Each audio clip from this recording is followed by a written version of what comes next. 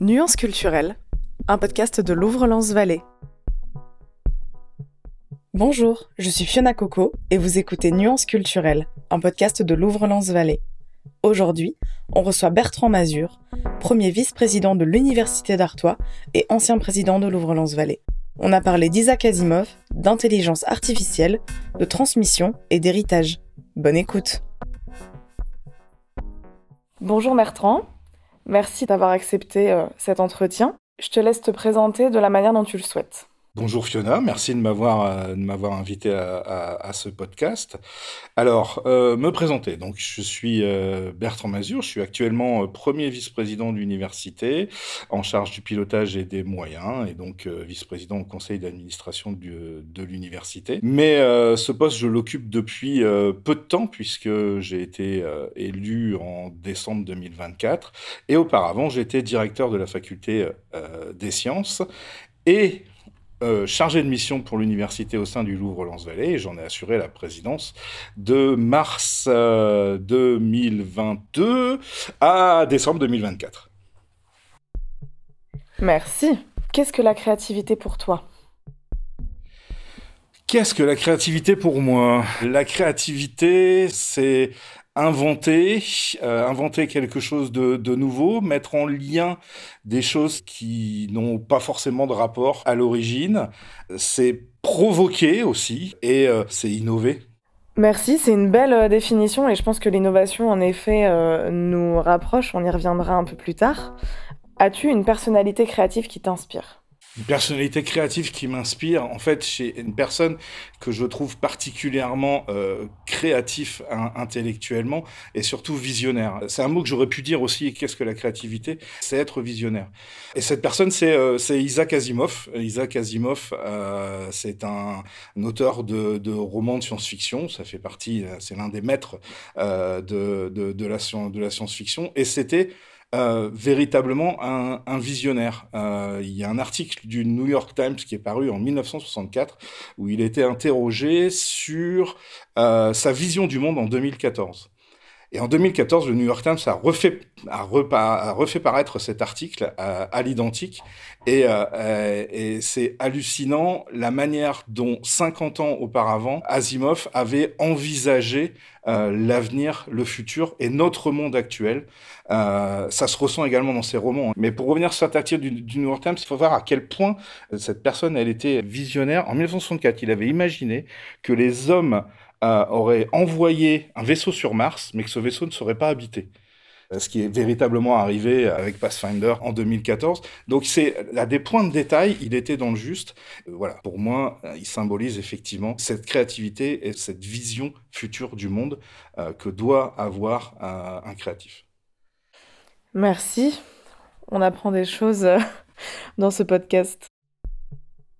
Passons dans le vif du sujet, si tu veux bien. Selon toi, quel est le rôle de la culture dans l'éducation ?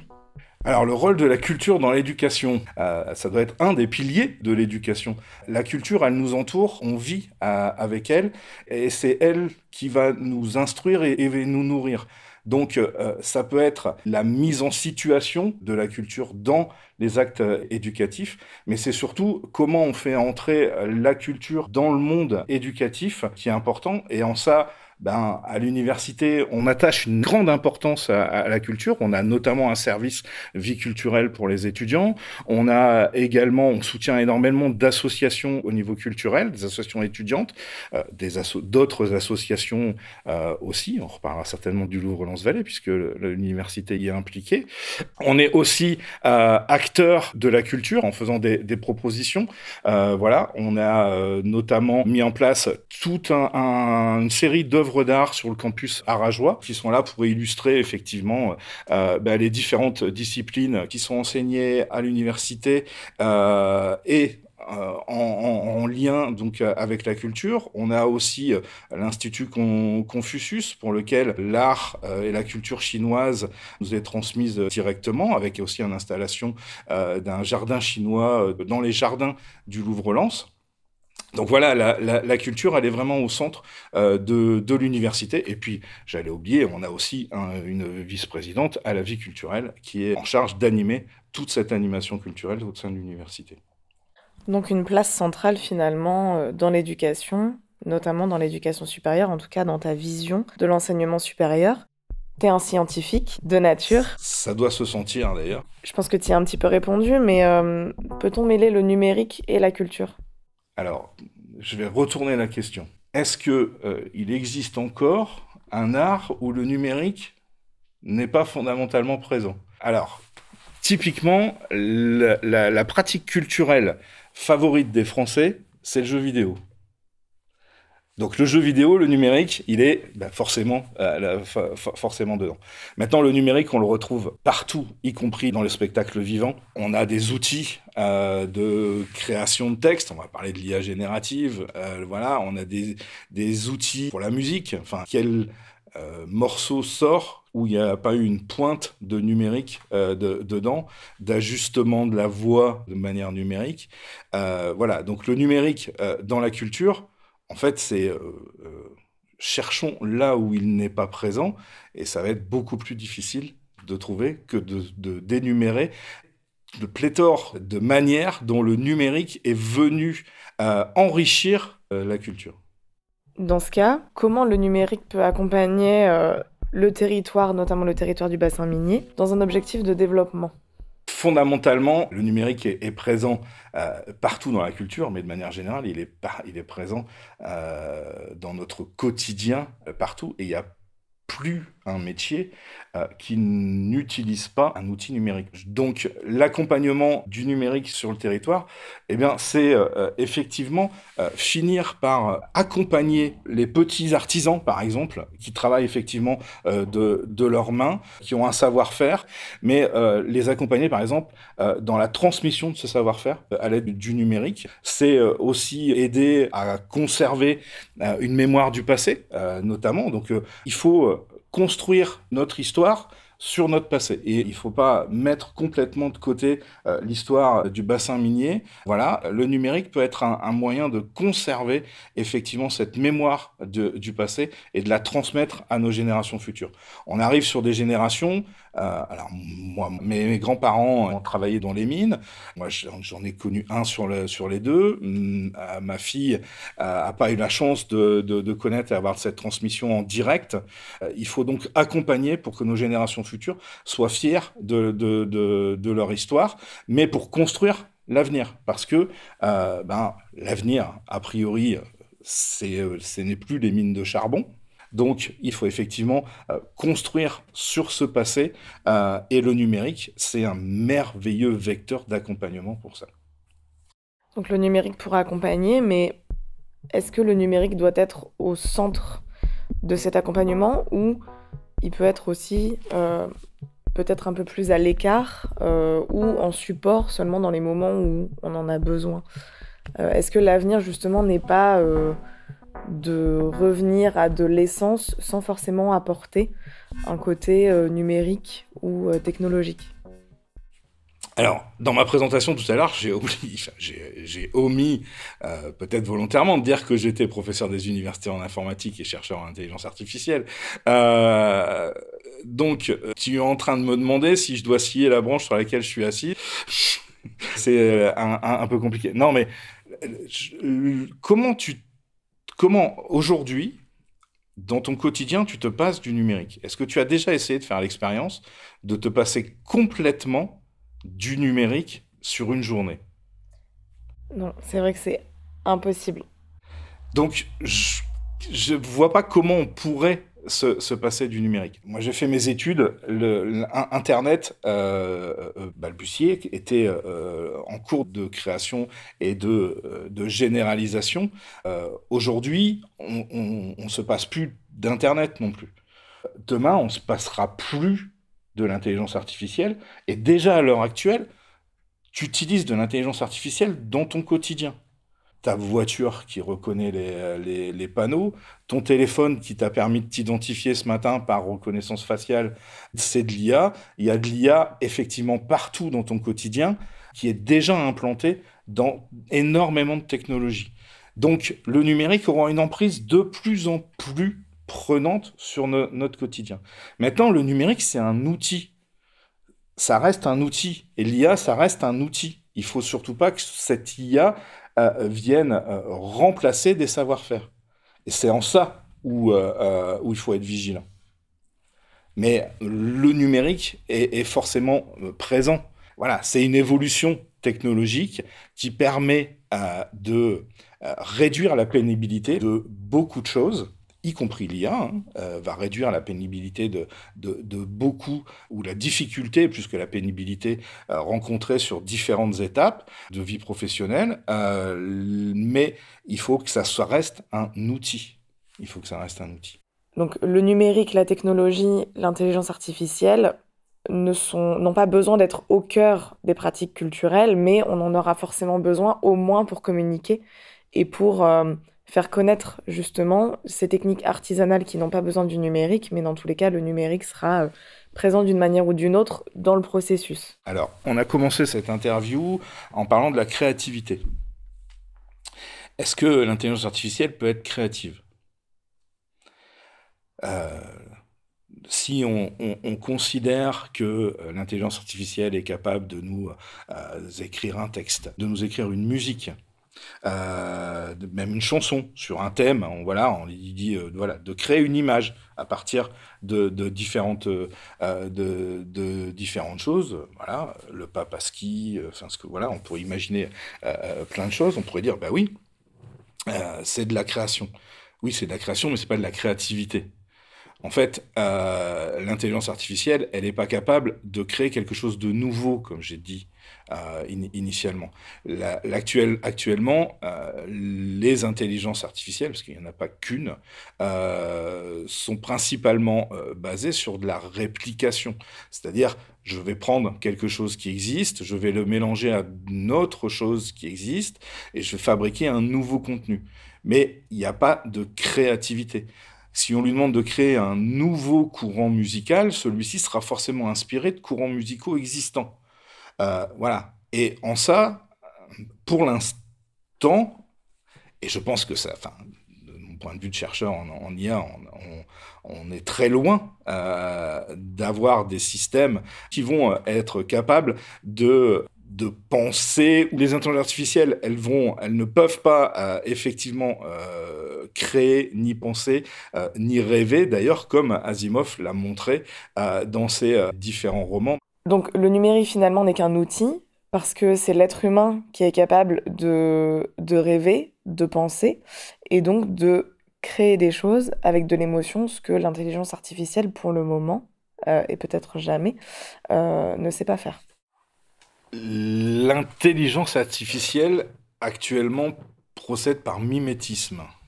Alors, je ne vais pas faire de psychologie, mais le mimétisme, c'est aussi la base de l'éducation chez les enfants. Donc, est-ce que ce mimétisme conduit à l'extrême arrivera à imaginer des choses nouvelles ? Je peux pas le dire, je n'y crois pas actuellement. Voilà, l'intelligence artificielle, elle est capable d'aider à la décision, parce qu'elle va parcourir des arbres de possibilités qui sont infiniment plus grands que ce que l'humain est capable de faire en une vie. Mais ces décisions, actuellement, on n'est pas forcément en capacité de les expliquer non plus. Donc, un décideur qui aurait besoin de motiver la décision qui lui a été donnée par l'intelligence artificielle, actuellement, il est en difficulté, et c'est un grand pan de la recherche actuellement en IA, c'est apporter l'explicabilité, si ce mot est issu d'un anglicisme, à l'intelligence artificielle. Pour raisonner, voilà, pour prendre une décision, on va prendre quelque chose de simple, prendre une décision de santé, voilà, sur une analyse radiographique ou de scanner. L'intelligence artificielle va décider avec entre 100 et 250 critères différents qui vont lui permettre de décider oui, cette tâche-là, c'est une tumeur cancéreuse, ou non, ça n'en est pas une, avec un taux de réussite qui est supérieur aux meilleurs spécialistes du domaine actuellement. Le souci, c'est que l'humain, au-dessus de 7 critères de décision, il n'arrive plus à réfléchir. Donc il faut arriver à ramener ces centaines de décisions à 7 critères qui vont permettre à l'humain, effectivement, d'explorer les différentes possibilités. Et ça, c'est tout le travail de l'IA, d'un pan de l'intelligence artificielle qui est l'intelligence artificielle symbolique, d'arriver à ramener ces explications à l'humain, afin de lui permettre de décider en tout état de cause et de surtout justifier sa décision. Et les décisions, elles sont extrêmement vitales dans le monde de la santé, mais elles vont l'être dans plein de domaines, et on va se retrouver aussi avec des problèmes juridiques de l'IA, c'est-à-dire qui avait décidé et pour comment on a décidé. Et ça, l'explicabilité, c'est fondamental qu'elle soit développée. Là, aujourd'hui, on a le président Macron a annoncé 109 milliards d'euros pour le développement de l'intelligence artificielle hier soir. C'est le sommet mondial autour de l'IA qui a lieu à Paris pendant 2 jours. Voilà, on va effectivement construire des data centers pour rattraper le retard que nous avons sur les États-Unis ou sur la Chine, mais les talents, ils sont présents en France et la recherche en IA en France, elle est tout à fait performante. Maintenant, il faut qu'on arrive à conserver nos chercheurs sur le territoire.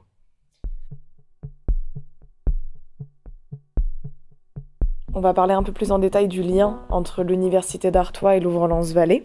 Qu'est-ce qui a motivé l'engagement de l'Université d'Artois comme membre fondateur de Louvre-Lens-Vallée, et notamment du Muséolab, donc le Fab Lab, qui est un laboratoire de fabrication au sein de Louvre-Lens-Vallée.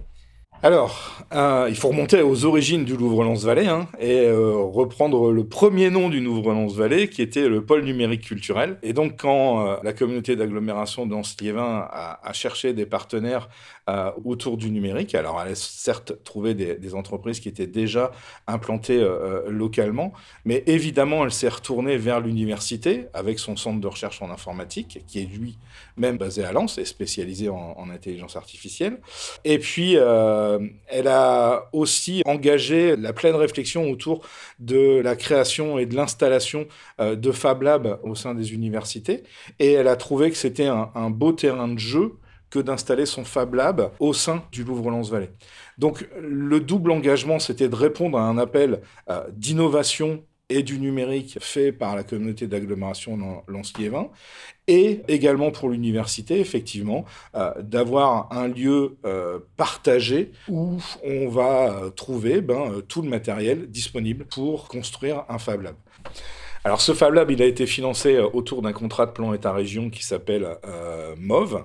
Ce contrat de plan État-région, il s'est terminé en 2022, si ma mémoire est bonne. Et il est à l'initiative de Serge Chaumier, professeur à l'université, et qui a monté et acheté la plupart du matériel qu'on trouve actuellement sur le Fab Lab. L'université continue maintenant à alimenter ce Fab Lab à travers différents financements. Et puis, on a également de nouveaux projets en lien avec ce Fab Lab où l'université est impliquée. Je pense notamment à un Interreg qui a démarré en juillet dernier, où 2 chercheurs permanents de l'université en intelligence artificielle sont impliqués, et pour lequel l'Université d'Artois met à disposition également son Fab Lab pour accompagner donc de chaque côté de la frontière. Donc c'est un projet Interreg France Wallonie Flandre. Je me permets de préciser, les projets Interreg sont des projets européens. Oui. Alors c'est tellement dans le monde universitaire que les projets Interreg, pour moi effectivement, c'est identifié tout de suite comme un projet européen. Donc il y a différentes zones de l'Europe. Là, c'est France-Belgique qui est concernée. Et l'objectif, c'est d'accompagner les porteurs de projets autour des industries culturelles et créatives, les accompagner aux nouveaux usages justement de l'intelligence artificielle. Et en quoi le partenariat Université d'Artois Louvre-Lens-Vallée représente un atout stratégique pour l'université ? Alors en quoi il représente un atout stratégique pour l'université ? C'est un moyen pour l'université de s'ancrer encore plus dans son territoire, et c'est une force pour nous, université. On est une université très proche de notre territoire. On est une université qui a été créée pour cela. Une université qu'on appelle de proximité, mais une université de plein exercice, c'est-à-dire avec à la fois des activités d'enseignement, mais également des activités de recherche. Et c'est l'ancrage territorial qui est fondamental. L'ancrage territorial à travers l'accompagnement entrepreneurial, qui est l'essence même du Louvre-Lens-Vallée. C'est un incubateur d'entreprise, le Louvre-Lens-Vallée. Donc c'est important pour nous de pouvoir accompagner des jeunes entrepreneurs sur ce territoire et les accompagner notamment aux nouveaux usages aux nouveaux usages numériques à travers notre Fab Lab, mais aussi aux nouveaux usages de l'intelligence artificielle. C'est également un lien entre notre incubateur propre qui est le Hub House Artois, qui est donc l'incubateur pour les étudiants qui souhaitent créer une entreprise au cours de leurs études ou juste à la fin de leurs études. Et là, on a un partenariat avec le Louvre-Lens-Vallée dans ce sens-là. Dès qu'un étudiant a plutôt une activité qui va se tourner autour des industries culturelles et créatives, et ben, tout de suite, on va les mettre en rapport avec le Louvre-Lens-Vallée qui est bien évidemment mieux armé que nous pour l'accompagnement sur cette thématique. Et inversement, lorsque le Louvre-Lens-Vallée reçoit des projets qui sont peut-être un peu plus éloignés, mais qui sont portés par des jeunes ou des anciens de l'université d'Artois, et bien c'est les rediriger vers le Baous chez nous, en capacité de les accompagner. Voilà, on est dans du gagnant-gagnant sur l'accompagnement de l'entrepreneuriat. On est sur un partage de savoir-faire, de connaissances et de compétences. Tu nous as parlé de l'Interreg, tu nous as parlé de Hub House. Est-ce que tu peux nous présenter des initiatives emblématiques nées de la collaboration entre l'Université d'Artois et Louvre-Lens-Vallée ? Donc, je vais reciter effectivement le CPR MOV à l'origine du Muséolab, donc du Fab Lab de l'université. Je vais effectivement, comme tu viens de le dire, l'Interreg, qui sont effectivement des projets financés, des projets pour l'un financés par l'État et la région, pour l'autre financés par l'Union européenne. Maintenant, l'emblème de la collaboration entre l'université et le Louvre-Lens-Vallée, c'est certainement le Culturathon, avec la participation massive des étudiants de l'université à cet événement annuel qui est organisé par le Louvre-Lens-Vallée sur cet hackathon autour de la culture, qui est une marque de fabrique du Louvre-Lens-Vallée depuis sa création. Et cette participation de l'université est extrêmement enrichissante pour nos étudiants. Alors c'est toujours difficile de les motiver, mais alors les retours qu'on en a sont toujours extrêmement positifs des étudiants qui y ont participé. Ça, c'est extraordinaire. Alors après, il y a plein d'autres événements sur lesquels l'université est impliquée. Les Numéricales. Les Numéricales, c'est un projet de rencontre entre des collégiennes et des lycéennes et des acteurs du numérique pour inciter les jeunes filles à venir dans ces filières numériques qui sont malheureusement désertées par le public féminin, alors que 50% des utilisateurs du numérique sont des femmes. Et donc, il faut aussi que des femmes s'approprient et créent les nouveaux outils du numérique. Donc, ce salon numérical qui est organisé chaque année au Louvre-Lens-Vallée, eh bien, effectivement, l'université y est aussi partie prenante. Et c'est certainement plein d'autres initiatives, j'en oublie certainement, mais voilà, Culturathon, Numérical, plus tous les projets effectivement financés sur lesquels l'université s'investit. On a de multiples collaborations entre le Louvre-Lens-Vallée et l'université d'Artois. Beaucoup de projets, beaucoup de collaborations. Quelle perspective d'avenir envisages-tu pour ce partenariat ? Alors déjà, le maintien et le maintien financier de l'université, puisqu'il y a effectivement, en tant que membre fondateur, on cotise, mais on cotise un peu plus, puisqu'on participe également au financement de l'animation du Fab Lab sur ce territoire et le maintien du Fab Lab sur le territoire. Donc c'est avant tout un maintien de cette collaboration. On sait que les temps sont extrêmement compliqué financièrement pour tous, y compris pour l'université. Donc les perspectives, ça va être de maintenir et d'enrichir. Et d'ailleurs, on vient juste de nommer une nouvelle chargée de mission au Louvre-Lens-Vallée. C'est donc renouveler le souhait de maintenir une collaboration forte entre l'université et le Louvre-Lens-Vallée. Merci, c'est un joli mot de fin. Une dernière question, la question emblématique du podcast. Si tu étais un type d'art, lequel serais-tu ? Le 8e, art. la bande dessinée.